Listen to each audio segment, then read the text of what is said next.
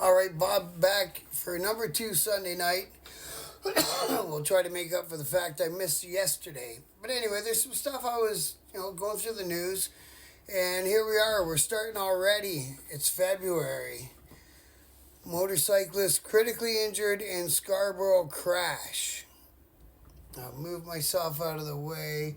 You can see the first paragraph of the story. I always hate to see the motorcycle crash stories. I don't care if you ride a sport bike, a Harley bike, a bagger bike, a big bike, a little bike. I don't want to see nobody out there getting hurt on 2 wheels. And it's not always the guy riding the motorcycle. Everyone thinks that they go too fast or we're all nuts or whatever. It's not always down to that. These days, when I'm out there riding, my head's on a swivel. I got to be prepared to make some crazy emergency stop every time you see a car approaching a side street when you're going past. You know what I mean? It's like, Jesus, do they see me? Are they going to stop? What's the deal? Nobody knows anymore. Are they on their phone? Are they going to kill me? Let's hope not.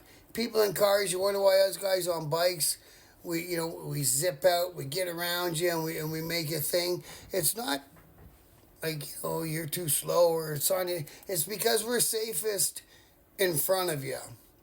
That's where we are safest, is at the front.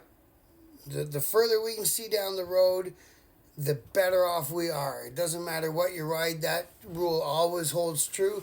And in fact, it holds true for if you're driving in a car anyway.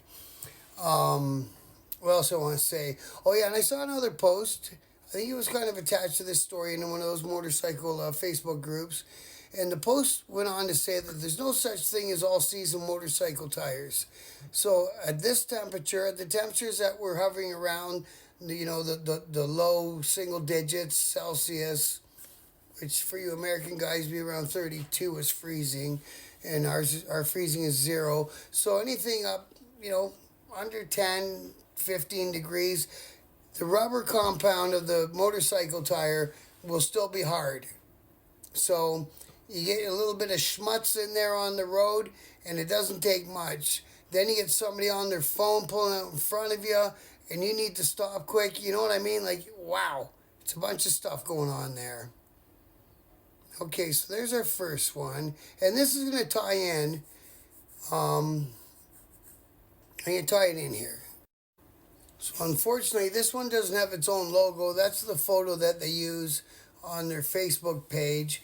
So this is just an example. This is a motorcycle training course, and this one's out in British Columbia. So hey, on Biker News Canada, it still applies. It's a motorcycle advanced course. So you're out there. You got your full M. You got your bike. You've been riding for a while. A lot of us have been riding for a while. I've been riding for a while. But these guys are advanced courses. So you got yourself a big old bagger, and they'll teach you how to do some emergency maneuvers, emergency stopping, stuff that makes you not have to lay your bike down and wreck your bike, and stuff that doesn't get you killed. So look in your local area. There's ones available all through Ontario, and I'm sure across the country.